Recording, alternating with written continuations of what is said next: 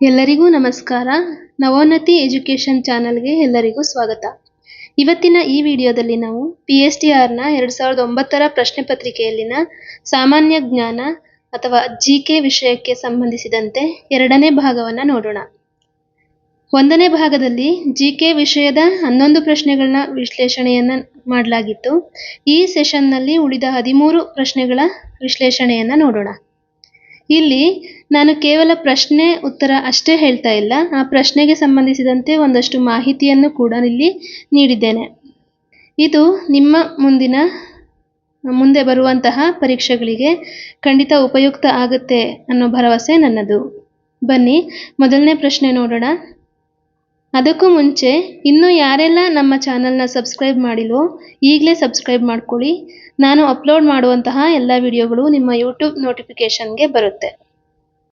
ಬನ್ನಿ ಆಗಿದ್ರೆ ಮೊದಲನೇ ಪ್ರಶ್ನೆಯನ್ನು ನೋಡೋಣ. ಈ ಸೆಷನ್ನ ಮೊದಲನೇ ಪ್ರಶ್ನೆ GK ವಿಷಯದ 12ನೇ ಪ್ರಶ್ನೆಯಾಗಿದೆ. ಬಾಂಗ್ಲಾದೇಶವು ವಿಮೋಚನೆಯಾದ ದಿನ. ಆಪ್ಷನ್ಸ್ಗಳು ಹೀಗಿದೆ: ಡಿಸೆಂಬರ್ 16, 1971, ಡಿಸೆಂಬರ್ 17, 1971, ಡಿಸೆಂಬರ್ 18, 1971, ಡಿಸೆಂಬರ್ 19, 1971. ಉತ್ತರ ಡಿಸೆಂಬರ್ 16, 1971. ಬಾಂಗ್ಲಾದೇಶವು ವಿಮೋಚನೆಯಾದ ದಿನ ಅಂತ ಕೇಳಿದರೆ ಅದಕ್ಕೆ ಉತ್ತರ ಡಿಸೆಂಬರ್ 16, 1971. ಇದಕ್ಕೆ ವಿವರಣೆಯನ್ನು ನೋಡೋಣ.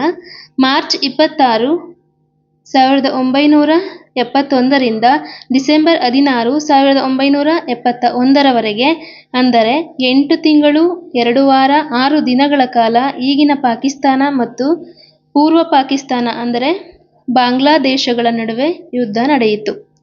ಪಾಕಿಸ್ತಾನವು ಉತ್ತರ ಭಾರತದ ಮೇಲೆ ಪೂರ್ವಭಾವಿ ದಾಳಿಯನ್ನು ಪ್ರಾರಂಭಿಸಿದ ನಂತರ ಮುಕ್ತಿ ಬಾಹಿನಿಗೆ ಬೆಂಬಲವಾಗಿ ಭಾರತವು 1971 ಡಿಸೆಂಬರ್ 3ರಂದು ಯುದ್ಧದಲ್ಲಿ ಭಾಗವಹಿಸಿತು.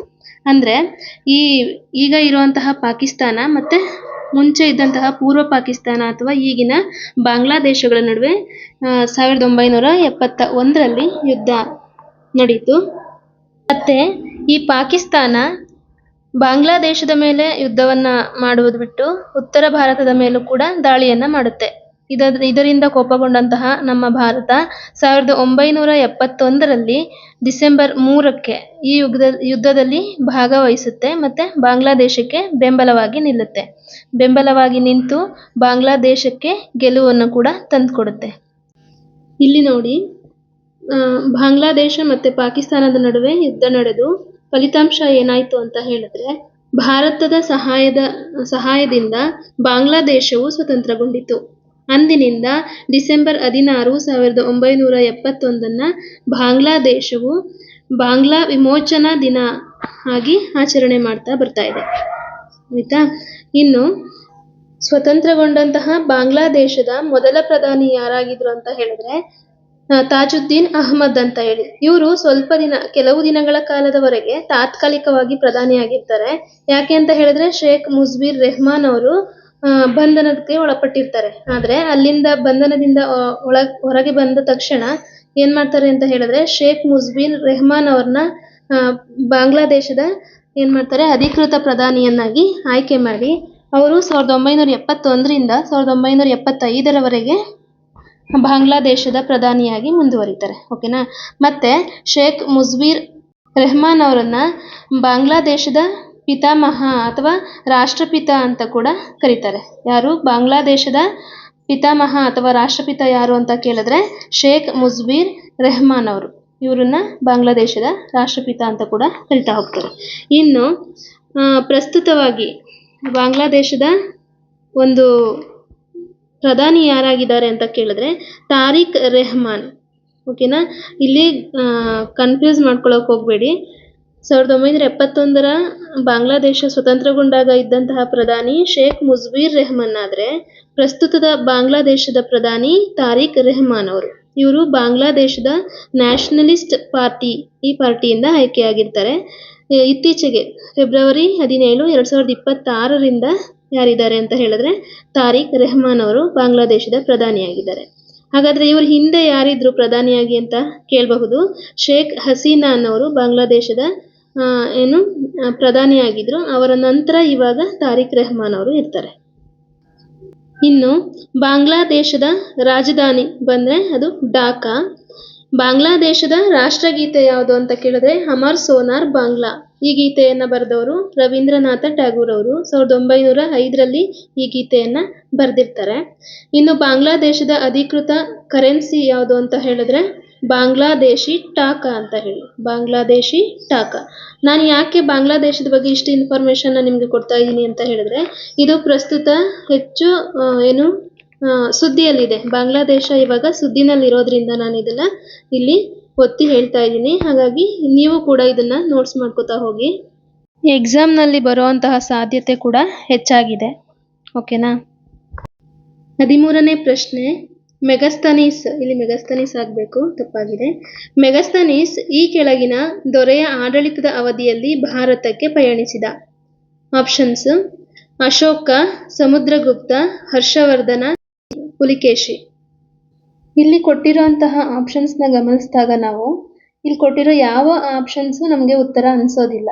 ಯಾಕೆ ಅಂತ ಹೇಳಿದ್ರೆ ಮೆಗಸ್ತನೀಸ್ ಬಂದದ್ದು ಚಂದ್ರಗುಪ್ತ ಮೌರ್ಯನ ಆಸ್ಥಾನಕ್ಕೆ. ಆದರೆ ಇಲ್ಲಿ ಕೊಟ್ಟಿರುವಂತಹ ಆಯ್ಕೆಗಳಲ್ಲಿ ನಾವು ಅಶೋಕನನ್ನ ಉತ್ತರವಾಗಿ ಆಯ್ಕೆ ಮಾಡಬೇಕಾಗುತ್ತೆ.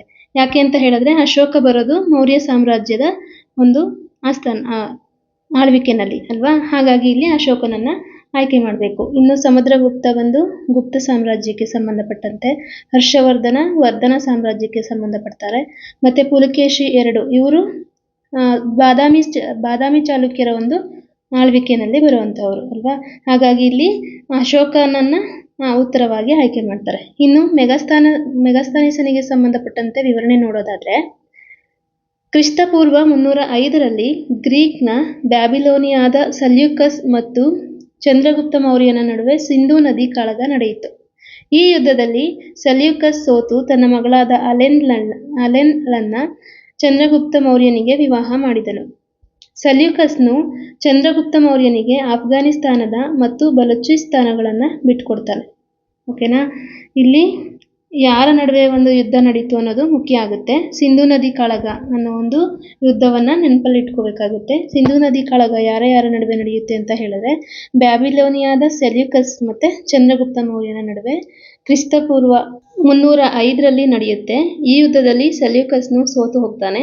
ಸೋತು ತನ್ನ ಮಗಳಾದ ಅಲೆನ್ ಅವಳನ್ನ ಚಂದ್ರಗುಪ್ತ ಮೌರ್ಯನಿಗೆ ಕೊಟ್ಟು ಮದುವೆ ಮಾಡ್ತಾನೆ. ಮತ್ತೆ ಸೆಲ್ಯೂಕಸ್ನು ಚಂದ್ರಗುಪ್ತ ಮೌರ್ಯನಿಗೆ ವಾಪಸ್ ಏನನ್ನ ಕೊಡ್ತಾನೆ ಅಂತ ಹೇಳಿದ್ರೆ ಅಫ್ಘಾನಿಸ್ತಾನ ಮತ್ತೆ ಬಲೂಚಿಸ್ತಾನಗಳನ್ನ ಬಿಟ್ಕೊಡ್ತಾನೆ. ಅಷ್ಟೇ ಅಲ್ಲದೆ ಸೆಲ್ಯೂಕಸ್ನು ತನ್ನ ರಾಯಭಾರಿ ಮೆಗಸ್ತನೀಸ್ನನ್ನ ಚಂದ್ರಗುಪ್ತ ಮೌರ್ಯನ ಆಸ್ಥಾನಕ್ಕೆ ಕಳುಹಿಸ್ತಾನೆ. ಇಲ್ಲಿ ಮೆಗಸ್ತನೀಸ್ ಏನ್ ಮಾಡ್ತಾನೆ ಅಂತ ಹೇಳಿದ್ರೆ ಇಂಡಿಕಾ ಅನ್ನೋ ಒಂದು ಕೃತಿಯನ್ನ ರಚಿಸ್ತಾನೆ. ಇಂಡಿಕಾ ಕೃತಿಯಲ್ಲಿ ಚಂದ್ರಗುಪ್ತ ಮೌರ್ಯ ರಾಜ್ಯ ಆಡಳಿತದ ಬಗ್ಗೆ ವಿವರಣೆಯನ್ನ ನೀಡಲಾಗಿದೆ. ಇದಕ್ಕೆ ಬದಲಾಗಿ ಚಂದ್ರಗುಪ್ತ ಮೌರ್ಯನು ಸೆಲ್ಯೂಕಸ್ನಿಗೆ 500 ಆನೆಗಳನ್ನ ನೀಡುತ್ತಾನೆ. ಇದಿಷ್ಟು ಮೆಗಸ್ತನೀಸನಿಗೆ ಸಂಬಂಧಪಟ್ಟಂತ ಮಾಹಿತಿಯಾಗಿತ್ತು. ಮುಂದಿನ ಪ್ರಶ್ನೆಗೆ ಹೋಗೋಣ. 14ನೇ ಪ್ರಶ್ನೆ, ಸಿಮೆಂಟ್ಗೆ ಸುಣ್ಣದ ಕಲ್ಲನ್ನು ಸೇರಿಸುವ ಉದ್ದೇಶ. ಆಪ್ಷನ್ಸ್: ಸಿಮೆಂಟ್ ಗಟ್ಟಿಯಾಗುವ ಪ್ರಕ್ರಿಯೆಯನ್ನು ತಡಮಾಡಲು, ಸಿಮೆಂಟಿನ ತೂಕವನ್ನು ಕಡಿಮೆ ಮಾಡಲು, ಸಿಮೆಂಟಿನ ರಚನೆಯನ್ನು ಉತ್ತಮಪಡಿಸಲು, ಮಿಶ್ರಣವನ್ನು ಸಮರೂಪಕ್ಕೆ ತರಲು. ಉತ್ತರ: ಸಿಮೆಂಟ್ ಗಟ್ಟಿಯಾಗುವ ಪ್ರಕ್ರಿಯೆಯನ್ನ ತಡಮಾಡಲು. ಈ ಒಂದು ಪ್ರಶ್ನೆಗೆ ವಿವರಣೆ ಮುಂದಿನ ಸ್ಲೈಡ್ನಲ್ಲಿದೆ, ನೋಡ್ತಾ ಹೋಗೋಣ. ಸಿಮೆಂಟ್ ಉತ್ಪಾದನೆಯು ಸುಣ್ಣದ ಕಲ್ಲು ಅಂದ್ರೆ ಲೈಮ್ ಸ್ಟೋನ್ ಮತ್ತು ಜೇಡಿಮಣ್ಣು ಕ್ಲೇ ಅತಿ ಹೆಚ್ಚು ತಾಪಮಾನದಲ್ಲಿ ಉರುಳು ಕುಲುಮೆಯಲ್ಲಿ ಕಾಯಿಸಿ ಕ್ಲಿಂಕರ್ ತಯಾರಿಸುವ ಪ್ರಕ್ರಿಯೆಯಾಗಿದೆ. ಈ ಕ್ಲಿಂಕರ್ ಅನ್ನು ತಂಪುಗೊಳಿಸಿ ಜಿಪ್ಸಮ್ ಸೇರಿಸಿ ನಯವಾಗಿ ಅರೆಯುವ ಮೂಲಕ ಸಿಮೆಂಟ್ ಪುಡಿಯನ್ನ ತಯಾರಿಸಲಾಗುತ್ತದೆ. ಇನ್ನು ಸುಣ್ಣದ ಕಲ್ಲನ್ನು ಸಿಮೆಂಟ್ ಗಟ್ಟಿಯಾಗುವ ಪ್ರಕ್ರಿಯೆಯನ್ನು ತಡಮಾಡಲು ಬಳಸುತ್ತಾರೆ. ಜಿಪ್ಸಮ್ ಅನ್ನು ಸಿಮೆಂಟ್ಗೆ ನೀರು ಸೇರಿಸಿದಾಗ ಗಟ್ಟಿಯಾಗುವ ಪ್ರಕ್ರಿಯೆಯನ್ನು ತಡಮಾಡಲು ಬಳಸುತ್ತಾರೆ ಅಂತ ಹೇಳಿದ್ರೆ ಇಲ್ಲೊಂದು ಸ್ವಲ್ಪ ಗೊಂದಲ ಆಗುತ್ತೆ. ಸಿಮೆಂಟ್ ಗಟ್ಟಿಯಾಗೋ ಪ್ರಕ್ರಿಯೆನ ತಡಮಾಡೋದಕ್ಕೆ ಸುಣ್ಣದ ಕಲ್ಲನ್ನ ಬಳಸಿದ್ರೆ ಸಿಮೆಂಟ್ಗೆ ನೀರನ್ನ ಸೇರಿಸಿದಾಗ ಅದು ಕೂಡ ಬೇಗ ಗಟ್ಟಿ ಆಗದೆ ಇರೋ ರೀತಿ ಅಂದರೆ ಅದನ್ನು ತಡ ಮಾಡೋದಕ್ಕೋಸ್ಕರ ಜಿಪ್ಸಮನ್ನು ಸೇರಿಸ್ತಾ ಹೋಗ್ತಾರೆ. ಇದಿಷ್ಟು ಸಿಮೆಂಟ್ ತಯಾರಿಕೆ ಬಗ್ಗೆ ಒಂದಷ್ಟು ಮಾಹಿತಿಯಾಗಿತ್ತು. ಮುಂದಿನ ಪ್ರಶ್ನೆ 15ನೇ ಪ್ರಶ್ನೆ, ನ್ಯೂಜಿಲೆಂಡ್ ದೇಶದ ರಾಜಧಾನಿ. ಆಪ್ಷನ್ಸು ವೆಲ್ಲಿಂಗ್ಟನ್, ನ್ಯೂಜಿಲೆಂಡ್, ಆಕ್ಲ್ಯಾಂಡ್ ಮತ್ತು ಈಸ್ಕೇಪ್. ಇಲ್ಲಿ ಸರಿಯಾದ ಉತ್ತರ ಆಪ್ಷನ್ 1 ವೆಲ್ಲಿಂಗ್ಟನ್ ಆಗಿದೆ. ಓಕೆನಾ. ನ್ಯೂಜಿಲೆಂಡ್ನ ರಾಜಧಾನಿ ಯಾವುದು ಅಂತ ಕೇಳಿದ್ರೆ ವೆಲ್ಲಿಂಗ್ಟನ್. ಇಲ್ಲಿ ನಾನು ಒಂದಷ್ಟು ದೇಶಗಳು ಮತ್ತು ದೇಶದ ರಾಜಧಾನಿಗಳು ಮತ್ತು ಆ ದೇಶಗಳಲ್ಲಿ ಬಳಸುವಂತಹ ಕರೆನ್ಸಿಯ ಬಗ್ಗೆ ಒಂದಷ್ಟು ವಿವರಣೆಯನ್ನು ಕೊಟ್ಟಿದ್ದೀನಿ. ಅಂತ ಹೇಳಿದ್ರೆ ಒಂದಷ್ಟು ದೇಶಗಳನ್ನ ಲಿಸ್ಟ್ ಮಾಡಿದ್ದೀನಿ, ನೀವು ನೋಡ್ತಾ ಹೋಗಿ ಪಟ್ಟಿ ಮಾಡ್ಕೊಳ್ಳಿ. ನಾನಿಲ್ಲಿ 10 ದೇಶಗಳನ್ನ ಪಟ್ಟಿ ಮಾಡಿದ್ದೀನಿ, ನೀವೊಂದು 10 ದೇಶಗಳನ್ನ, ಅಂದರೆ ಈಗ ಅಟ್ ಪ್ರೆಸೆಂಟ್ ಕರೆಂಟ್ ಅಫೇರ್ಸ್ನಲ್ಲಿ ಇರೋಂತಹ ದೇಶಗಳನ್ನ, ಓಕೆನಾ, ಸುದ್ದಿಯಲ್ಲಿ ಇರೋಂತಹ ದೇಶಗಳ ಒಂದು ರಾಜಧಾನಿಗಳು ಮತ್ತು ಕರೆನ್ಸಿಯನ್ನು ನೀವು ಕೂಡ ಪಟ್ಟಿ ಮಾಡ್ಕೋತಾ ಹೋಗಿ ಎಕ್ಸಾಮ್ನಲ್ಲಿ ಉತ್ತರವನ್ನು ಬರೆಯಲಿಕ್ಕೆ ಈಸಿ ಆಗುತ್ತೆ. ಓಕೆನಾ. ನೋಡಿ, ಇಲ್ಲಿ ಮೊದಲನೇದು ಆಸ್ಟ್ರೇಲಿಯಾದ ರಾಜಧಾನಿ ಕ್ಯಾನ್ಬೆರಾ, ಆಸ್ಟ್ರೇಲಿಯಾದ ಕರೆನ್ಸಿ ಬಂದು ಆಸ್ಟ್ರೇಲಿಯನ್ ಡಾಲರ್. ಎರಡನೇದು ಕೆನಡಾದ ರಾಜಧಾನಿ ಒಟ್ಟಾವಾ, ಕರೆನ್ಸಿ ಕೆನಡಿಯನ್ ಡಾಲರ್. ಮೂರನೇದು ಈಜಿಪ್ಟ್ನ ರಾಜಧಾನಿ ಖೈರೋ, ಈಜಿಪ್ಟ್ನ ಕರೆನ್ಸಿ ಬಂದು ಈಜಿಪ್ಟಿಯನ್ ಪೌಂಡ್. ನೆಕ್ಸ್ಟ್ 4ನೇದು ಇರಾನ್ನ ರಾಜಧಾನಿ ತೆಹರಾನ್ನ ಒಂದು ಕರೆನ್ಸಿ ಬಂದು ರಿಯಾಲ್. ಈ ಇರಾನ್ ಇವಾಗ ಸದ್ಯದಲ್ಲಿ ಸುದ್ದಿಯಲ್ಲಿದೆ. ಯಾಕೆ ಅಂತ ಹೇಳಿದ್ರೆ ಇಸ್ರೇಲ್ ಇರಾನ್ ನಡುವೆ ಯುದ್ಧ ನಡೀತಾ ಇದೆ. ಸೊ ಇದನ್ನು ಗಮನದಲ್ಲಿ ಇಟ್ಕೊಂಡು ನೆನಪಲ್ಲಿ ಇಟ್ಕೊಳ್ಳೋಕೆ ಸಾಧ್ಯ ಆಗಿರಬೇಕು. ನೆಕ್ಸ್ಟು 5ನೇದು ಇರಾಕ್ನ ರಾಜಧಾನಿ ಬಾಗ್ದಾದ್, ಇರಾಕ್ನ ಕರೆನ್ಸಿ ಬಂದು ಇರಾಕಿ ದಿನಾರ್. 6ನೇದು ಜಪಾನ್ನ ರಾಜಧಾನಿ ಟೋಕಿಯೋ, ಜಪಾನ್ನ ಒಂದು ಕರೆನ್ಸಿ ಬಂದು ಯೆನ್. ಇನ್ನು ಇಸ್ರೇಲ್ನ ರಾಜಧಾನಿ ಬಂದು ಜೆರುಸಲೆಮ್ ಮತ್ತು ಇಸ್ರಾನ್ನ ಕರೆನ್ಸಿ ಬಂದು ಶೆಕೆಲ್ ಅಂತ ಹೇಳಿ. ನೆಕ್ಸ್ಟು ಟರ್ಕಿಯ ರಾಜಧಾನಿ ಅಂಕಾರ ಮತ್ತು ಟರ್ಕಿಯ ಕರೆನ್ಸಿ ಬಂದು ಟರ್ಕಿಶ್ ಲಿರಾ ಅಂತ ಹೇಳಿ. ನೆಕ್ಸ್ಟ್ ಇಟಲಿಯ ರಾಜಧಾನಿ ಇಟಲಿಯ ಒಂದು ಕರೆನ್ಸಿ ಬಂದು ಯೂರೋ. ನೆಕ್ಸ್ಟು ಥೈಲ್ಯಾಂಡ್ನ ರಾಜಧಾನಿ ಬ್ಯಾಂಕಾಕ್ ಮತ್ತು ಥೈಲ್ಯಾಂಡ್ನ ಕರೆನ್ಸಿ ಥೈ ಬಾತ್. ಓಕೆನಾ. ಇದಿಷ್ಟು ನಾನು ಪಟ್ಟಿ ಮಾಡಿರುವಂತಹ ದೇಶಗಳು, ರಾಜಧಾನಿಗಳು ಮತ್ತು ಕರೆನ್ಸಿ ಆಗಿದೆ. ನೀವು ಒಂದಷ್ಟು ಪಟ್ಟಿ ಮಾಡಿಕೊಂಡು ಪರೀಕ್ಷೆಗೆ ಸಿದ್ಧ ಆಗಿ ಅಂತ ಹೇಳ್ತಾ ಮುಂದಿನ ಪ್ರಶ್ನೆನ ನೋಡೋಣ. 16ನೇ ಪ್ರಶ್ನೆ, ಭೂಕುಸಿತವನ್ನು ತಡೆಯಬಲ್ಲ ಮಾರ್ಗ. ಆಪ್ಷನ್ಸ್: ಮಾನವ ಚಟುವಟಿಕೆಗಳನ್ನು ನಿರ್ಬಂಧಿಸುವುದು, ಒಳ್ಳೆಯ ಸಾಲುಗಳನ್ನು ನೆಡುವುದು, ಪ್ರಾಣಿಗಳ ಚಲನವಲನಗಳನ್ನು ನಿರ್ಬಂಧಿಸುವುದು, ಗಾಳಿಯ ಪರದೆ ಸೃಷ್ಟಿಸುವುದು. ಉತ್ತರ: ಮಾನವ ಚಟುವಟಿಕೆಗಳನ್ನು ನಿರ್ಬಂಧಿಸುವುದು. ಇದು ಸುಲಭವಾದ ಪ್ರಶ್ನೆಯಾಗಿದೆ. ಈಗ ಭೂಕುಸಿತಕ್ಕೆ ಕಾರಣಗಳು ಮತ್ತು ಭೂಕುಸಿತವನ್ನು ತಡೆಯಬಲ್ಲಂತಹ ಒಂದಷ್ಟು ಪಾಯಿಂಟ್ಸ್ಗಳನ್ನ ನೋಡ್ತಾ ಹೋಗೋಣ.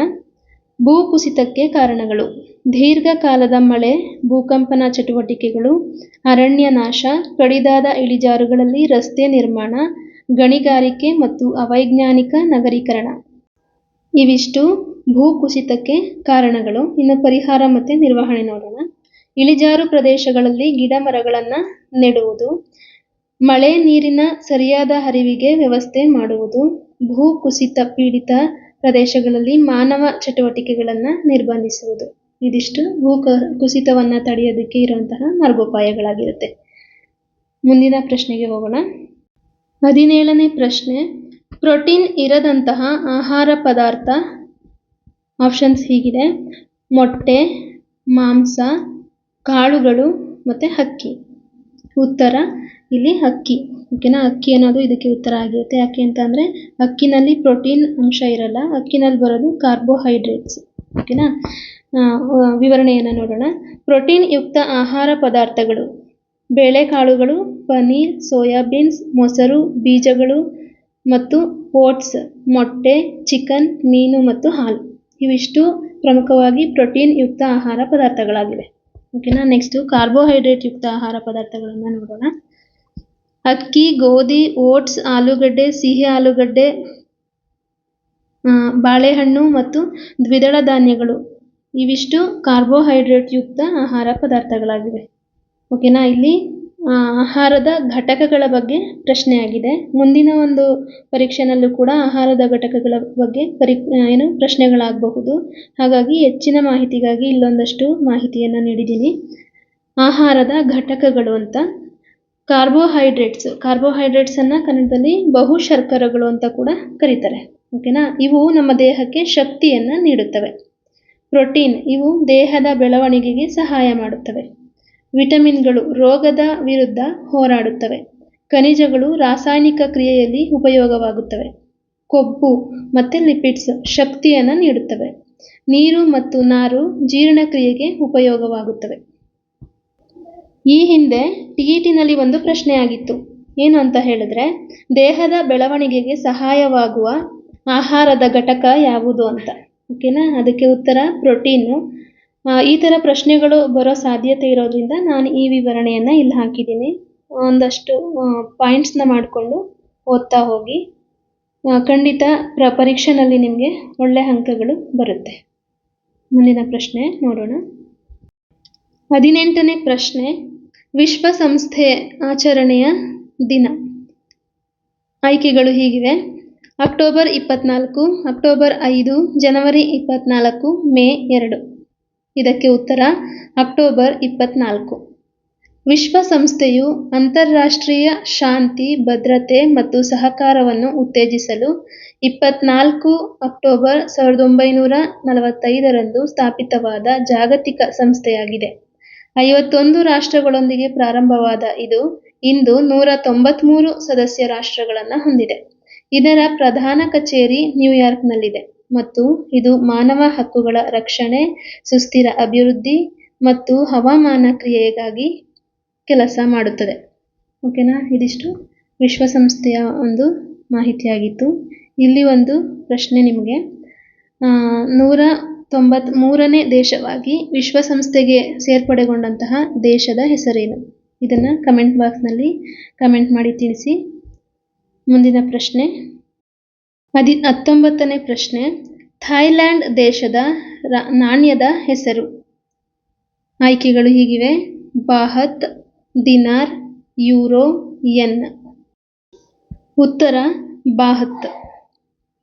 ಇಲ್ಲಿ ಥೈಲ್ಯಾಂಡ್ನ ರಾಜಧಾನಿ ಬ್ಯಾಂಕಾಕ್ ಆಗಿರುತ್ತೆ. ಥೈಲ್ಯಾಂಡ್ನ ಒಂದು ಕರೆನ್ಸಿಯನ್ನು ಥೈಲ್ಯಾಂಡ್ ಬಾಹತ್ ಅಂತ ಹೇಳಿ ಕರೀತಾ ಇರ್ತಾರೆ. ಇಂದಿನ ಒಂದು ಪ್ರಶ್ನೆಯಲ್ಲಿ ನಾನು 10 ದೇಶಗಳು ಮತ್ತು ರಾಜಧಾನಿಗಳು ಮತ್ತು ಕರೆನ್ಸಿಗಳನ್ನ ಹೇಳಿದ್ದೆ. ಈ ಪ್ರಶ್ನೆಯಲ್ಲೂ ಕೂಡ ನಾನು 10 ದೇಶಗಳು, ರಾಜಧಾನಿಗಳು ಮತ್ತು ಕರೆನ್ಸಿಯನ್ನು ಹಾಕ್ಕೊಂಡಿದ್ದೀನಿ. ಓಕೆನಾ. ಇದು ಮತ್ತು ಅದು ಎರಡು ಒಟ್ಟಿಗೆ ಲಿಸ್ಟ್ ಮಾಡಿಕೊಂಡು ನೋಡ್ಕೋತಾ ಹೋಗಿ. ಮೊದಲನೇದು Russia Moscow, currency rouble. USA Washington DC, currency ಬಂದು dollar. UK London, sterling pound. ಫ್ರಾನ್ಸ್ನ ರಾಜಧಾನಿ ಪ್ಯಾರಿಸ್, ಫ್ರಾನ್ಸ್ನ ಒಂದು ಕರೆನ್ಸಿ ಯೂರೋ. ಇಟಲಿ ರೋಮ್, ಇಟಲಿಯ ಒಂದು ಕರೆನ್ಸಿ ಯೂರೋ. ನೆದರ್ಲ್ಯಾಂಡ್ ಆಮ್ಸ್ಟರ್ಡ್ಯಾಮ್, ಇದ್ರದ್ದು ಕರೆನ್ಸಿ ಬಂದು ಯೂರೋ. ಆಸ್ಟ್ರಿಯಾ ವಿಯೆನ್ನಾ, ಆಸ್ಟ್ರಿಯಾದ ಕರೆನ್ಸಿ ಯೂರೋ. ಇಲ್ಲಿ ಯುರೋಪ್ ಆಗಿದೆ, ಯೂರೋ ಮಾಡ್ಕೊಳ್ಳಿ. 8ನೇದು ಬ್ರೆಜಿಲ್ನ ರಾಜಧಾನಿ ಬ್ರೆಸಿಲಿಯಾ, ಬ್ರೆಜಿಲ್ನ ಕರೆನ್ಸಿ ರಿಯಾಲ್. 9ನೇದು ಸೌದಿ ಅರೇಬಿಯಾದ ರಾಜಧಾನಿ ರಿಯಾದ್ ಮತ್ತು ಕರೆನ್ಸಿ ಸೌದಿ ರಿಯಾಲ್. ಇದನ್ನ ನೆನ್ಪಿಟ್ಕೊಳ್ಳೋದು ಈಸಿಯಾಗಿ ರಿಯಾಲ್ ಅಂತ ಬರುತ್ತೆ. ಓಕೆನಾ.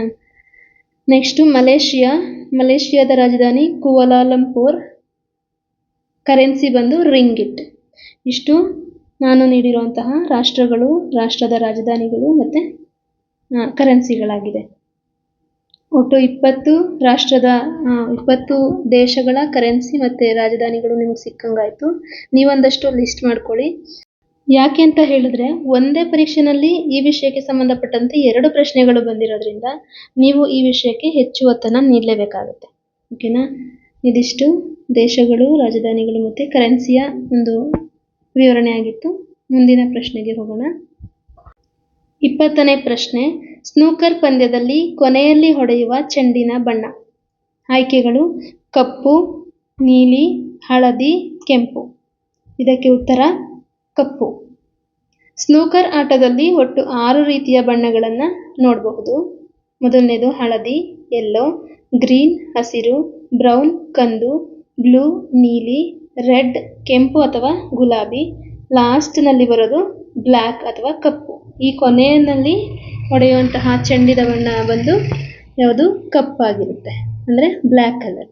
ಇದಿಷ್ಟು ಸ್ನೂಕರ್ ಆಟದ ಒಂದು ವಿವರಣೆ. ಈ ಒಂದು ಪ್ರಶ್ನೆಯ ಮೂಲಕ ನಾವೇನು ತಿಳ್ಕೊಬೇಕು ಅಂತ ಹೇಳಿದ್ರೆ, ಕ್ರೀಡೆಯ ಬಗ್ಗೆ ಒಂದು ಪ್ರಶ್ನೆ ಇರುತ್ತೆ ಅಂತ ತಿಳ್ಕೊಬೇಕಾಗತ್ತೆ. ಓಕೆನಾ? ಹಾಗಾಗಿ ಮುಂದೆ ಬರುವಂತಹ ಪರೀಕ್ಷೆಯಲ್ಲಿ ಕ್ರೀಡೆಗಳ ಬಗ್ಗೆ ಪ್ರಶ್ನೆಗಳಾಗಬಹುದು. ಹಾಗಾಗಿ ಕ್ರೀಡೆಗಳ ಬಗ್ಗೆ ಮಾಹಿತಿಯನ್ನು ಕಲೆಕ್ಟ್ ಮಾಡಿಕೊಂಡು ಓದ್ತಾ ಹೋಗಿ. ಮುಂದಿನ ಪ್ರಶ್ನೆ 21ನೇ ಪ್ರಶ್ನೆ. ಅತಿ ಉದ್ದವಾದ ಕರಾವಳಿ ತೀರವನ್ನು ಹೊಂದಿರುವ ರಾಜ್ಯ. ಆಪ್ಷನ್ಸು: ಮಹಾರಾಷ್ಟ್ರ, ಕೇರಳ, ಗುಜರಾತ್, ಆಂಧ್ರ ಪ್ರದೇಶ. ಉತ್ತರ ಗುಜರಾತ್ ರಾಜ್ಯ. ಓಕೆನಾ? ಅತಿ ಉದ್ದವಾದ ಒಂದು ಕರಾವಳಿ ತೀರವನ್ನು ಹೊಂದಿರುವಂತಹ ರಾಜ್ಯ ಅಂತ ಕೇಳಿದ್ರೆ ಅದು ಗುಜರಾತ್ ರಾಜ್ಯವಾಗಿರುತ್ತೆ. ವಿವರಣೆ ನೋಡೋಣ. ಭಾರತದಲ್ಲಿ ಅತಿ ಹೆಚ್ಚು ಕರಾವಳಿ ತೀರವನ್ನು ಹೊಂದಿರುವ ರಾಜ್ಯ ಗುಜರಾತ್. ಗುಜರಾತ್ ಸುಮಾರು 1600 ಕಿಲೋಮೀಟರ್ನಿಂದ 2340 ಕಿಲೋಮೀಟರ್ ವರೆಗಿನ ಸುದೀರ್ಘ ಕರಾವಳಿಯನ್ನು ಹೊಂದಿದೆ. ಇದು ಅರಬ್ಬಿ ಸಮುದ್ರ ತೀರದಲ್ಲಿದೆ. ಇದಿಷ್ಟು ಗುಜರಾತ್ ರಾಜ್ಯಕ್ಕೆ ಸಂಬಂಧಪಟ್ಟಂತೆ. ಆದರೆ ಇನ್ನು ಒಟ್ಟು ಭಾರತಕ್ಕೆ ಬಂದಾಗ, ಭಾರತದ ಒಟ್ಟು ಕರಾವಳಿ ಉದ್ದ ಬಂದು 7516.6 ಕಿಲೋಮೀಟರ್ ಅಷ್ಟು ಉದ್ದ ಕರಾವಳಿ ತೀರವನ್ನು ನಮ್ಮ ಭಾರತ ಹೊಂದಿದೆ. ಮತ್ತು ದ್ವೀಪಗಳನ್ನು ಹೊರತುಪಡಿಸಿದರೆ 6100 ಕಿಲೋಮೀಟರ್ ಅಂತ ಹೇಳಿದ್ರೆ ಇಲ್ಲಿ ಪ್ರಶ್ನೆ ಹೀಗೂ ಕೇಳಬಹುದು. ದ್ವೀಪಗಳನ್ನು ಹೊರತುಪಡಿಸಿ ಭಾರತದ ಕರಾವಳಿಯ ಉದ್ದ ಅಂತ ಕೇಳ್ಬೋದು, ಅಥವಾ ಭಾರತದ ಒಟ್ಟು ಕರಾವಳಿಯ ಉದ್ದ ಅಂತ ಕೇಳ್ಬೋದು. ಇವೆರಡೂ ಪ್ರಶ್ನೆಗಳು ಆಗಬಹುದು. ಗಮನ ಇಟ್ಟು ನೋಡ್ಕೊಳ್ಳಿ. ಅಲ್ಲಿ ಭಾರತದ ಒಟ್ಟು 9 ರಾಜ್ಯಗಳು ಕರಾವಳಿ ತೀರವನ್ನು ಹೊಂದಿವೆ. ಪೂರ್ವ ಕರಾವಳಿಯಲ್ಲಿ 4 ರಾಜ್ಯಗಳು, ಪಶ್ಚಿಮ ಕರಾವಳಿಯಲ್ಲಿ 5 ರಾಜ್ಯಗಳು ಮತ್ತು 4 ಕೇಂದ್ರಾಡಳಿತ ಪ್ರದೇಶಗಳು ಕರಾವಳಿ ತೀರವನ್ನು ಹೊಂದಿವೆ. ಅಂದರೆ ನಮ್ಮ ಭಾರತದ ಒಟ್ಟು ಕರಾವಳಿ ಅಂತ ಬಂದಾಗ 9 ರಾಜ್ಯಗಳು ಕರಾವಳಿ ತೀರವನ್ನು ಹೊಂದಿವೆ. ಅದು ಪೂರ್ವ ಕರಾವಳಿನಲ್ಲಿ 4 ರಾಜ್ಯಗಳು, ಪಶ್ಚಿಮ ಕರಾವಳಿಯಲ್ಲಿ 5 ರಾಜ್ಯಗಳು, ಒಟ್ಟು 9 ಕರಾವಳಿ ತೀರವನ್ನು ಹೊಂದಿರುವಂತಹ ರಾಜ್ಯಗಳಿವೆ. ಮತ್ತು ಕೇಂದ್ರಾಡಳಿತ ಪ್ರದೇಶಗಳಿಗೆ ಬಂದಾಗ 4 ಕೇಂದ್ರಾಡಳಿತ ಪ್ರದೇಶಗಳು ಕರಾವಳಿ ತೀರವನ್ನು ಹೊಂದಿವೆ. ಇದಿಷ್ಟು ಈ ಪ್ರಶ್ನೆಯ ವಿವರಣೆಯಾಗಿತ್ತು. ಮುಂದಿನ ಪ್ರಶ್ನೆಯನ್ನು ನೋಡೋಣ. ಮುಂದಿನ ಪ್ರಶ್ನೆ, ಪ್ರಸಿದ್ಧ baby one more time top ಹಾಡಿನ ಗಾಯಕಿ ಯಾರು? ಇಲ್ಲಿ ಹಾಡಿನ ಆಗಬೇಕು, ಹಾಡಿನ ಆಗಿದೆ, ಸರಿ ಮಾಡ್ಕೊಳ್ಳಿ. ಆಪ್ಷನ್ಸ್ ಹೀಗಿದೆ: ಮಡೋನಾ, ಕೈಲಿ ಮಿನೋಗ್, ಬಿಟ್ನಿ ಸ್ಪಿಯರ್, 4 ಶಕೀರಾ. ಉತ್ತರ ಬಿಟ್ನಿ ಸ್ಪಿಯರ್. ಇದು 2009ರ ಒಂದು ಕರೆಂಟ್ ಅಫೇರ್ಸ್ ಆಗಿದೆ. ನೀವು ಇತ್ತೀಚೆಗಿನ ಕರೆಂಟ್ ಅಫೇರ್ಸ್ನಲ್ಲಿ ಬರುವಂತಹ ಗಾಯಕಿ ಮತ್ತು ಗಾಯನಕ್ಕೆ ಸಂಬಂಧಪಟ್ಟಂತಹ ವ್ಯಕ್ತಿಗಳ ಬಗ್ಗೆ ಇನ್ಫಾರ್ಮೇಷನ್ನ ಕಲೆಕ್ಟ್ ಮಾಡ್ಕೋಬೇಕಾಗುತ್ತೆ. ಓಕೆನಾ? ಈ ಪ್ರಶ್ನೆಯ ವಿವರಣೆ ಬಂದು, ಬೇಬಿ ಒನ್ ಮೋರ್ ಟೈಮ್ ಹಾಡಿನ ಗಾಯಕಿ ಬಿಟ್ನಿ ಸ್ಪಿಯರ್. ಈ ಜನಪ್ರಿಯ ಪಾಪ್ ಹಾಡು 1998ರಲ್ಲಿ ಬಿಡುಗಡೆಯಾಯಿತು ಮತ್ತು ಇದು ಅವರ ಚೊಚ್ಚಲ ಆಲ್ಬಮ್ ಆಗಿತ್ತು. ಇದು ವಿಶ್ವಾದ್ಯಂತ ಭಾರೀ ಯಶಸ್ಸನ್ನು ಸಾಧಿಸಿತು. ಇದು ಈ ಪ್ರಶ್ನೆಯ ಒಂದಷ್ಟು ವಿವರಣೆಯಾಗಿತ್ತು. ಮುಂದಿನ ಪ್ರಶ್ನೆ 23ನೇ ಪ್ರಶ್ನೆ. ಲೂಸಿಯಾನಾ ಪ್ರಾಂತ್ಯದ ಗವರ್ನರ್ ಆಗಿ ಆಯ್ಕೆಯಾದ ಭಾರತೀಯ ಅಮೆರಿಕನ್ ಪ್ರಜೆ. ಆಪ್ಷನ್ಸು: ಬಾಬಿ ಜಿಂದಾಲ್, ಆನಂದ್ ಅಮೃತ್ ರಾಜ್, ಲಕ್ಷ್ಮಿ ಮಿತ್ತಲ್, ಸ್ವರಾಜ್ ಪಾಲ್. ಉತ್ತರ ಬಾಬಿ ಜಿಂದಾಲ್. ಇದು ಕೂಡ 2009ರ ಕರೆಂಟ್ ಅಫೇರ್ಸ್ ಆಗಿದೆ. ಇದು ಅವಶ್ಯಕತೆ ಇಲ್ಲ. ಪ್ರಸ್ತುತ ಲೂಸಿಯಾನಾದ ಪ್ರಾಂತ್ಯದ ಗವರ್ನರ್ ಯಾರು ಅಂತ ಹೇಳಿದ್ರೆ ಜೆಫ್ ಲ್ಯಾಂಡ್ರಿ. ಇವರು 57ನೇ ಗವರ್ನರ್ ಆಗಿ ನೇಮಕಗೊಂಡಿದ್ದಾರೆ. 24ನೇ ಪ್ರಶ್ನೆ ಮತ್ತು ಈ ದಿನದ ಕೊನೆಯ ಪ್ರಶ್ನೆ. ಇತ್ತೀಚೆಗೆ ಸತ್ಯಂ ಕಂಪ್ಯೂಟರ್ಸ್ ಕಂಪನಿ ವಹಿವಾಟನ್ನು ಖರೀದಿಸಿದ ಕಂಪನಿ. ಆಯ್ಕೆಗಳು: tech Mahindra, Wipro, Larsen and turbo, Infosys. ಇದಿಷ್ಟು ಆಯ್ಕೆಗಳು. ಉತ್ತರ ಬಂದು ಟೆಕ್ ಮಹೀಂದ್ರ. ಇದು ಕೂಡ 2009ರ ಕರೆಂಟ್ ಅಫೇರ್ಸ್ ಆಗಿದೆ. ಆದ್ರೂ ಒಂದು ಸತ್ಯಂ ಕಂಪ್ಯೂಟರ್ಸ್ನ ಬಗ್ಗೆ ಒಂದಷ್ಟು ವಿವರಣೆ ಕೊಟ್ಟಿದ್ದೀನಿ, ಇಲ್ಲಿ ನೋಡ್ಕೋತಾ ಹೋಗಿ. 2009ರಲ್ಲಿ ಹಗರಣದ ನಂತರ ಸಂಕಷ್ಟದಲ್ಲಿದ್ದ ಸತ್ಯಂ ಕಂಪ್ಯೂಟರ್ ಸರ್ವೀಸಸ್ನ ಕಂಪನಿಯನ್ನು ಟೆಕ್ ಮಹೀಂದ್ರ ಸಂಸ್ಥೆಯು ಖರೀದಿಸಿತು.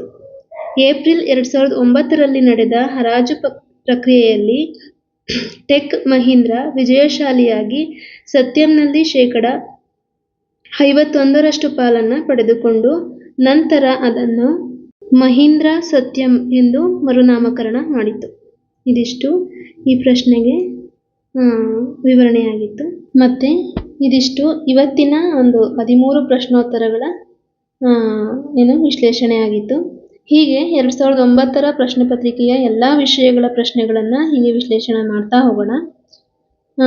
ಮಾಡುವ ಪ್ರಯತ್ನ ಕೂಡ ನಾನು ಮಾಡ್ತಾ ಹೋಗ್ತೀನಿ. ಆದರೆ ಈ ಪ್ರಯತ್ನಕ್ಕೆ ನಿಮ್ಮ ಒಂದು ಸಹಕಾರ ತುಂಬಾ ಮುಖ್ಯ ಆಗಿರುತ್ತೆ. ಸೊ ನೀವು ಈ ತರಗತಿಗೆ ಹೀಗೆ ಸಪೋರ್ಟ್ ಮಾಡ್ತಾ ಹೋಗಿ.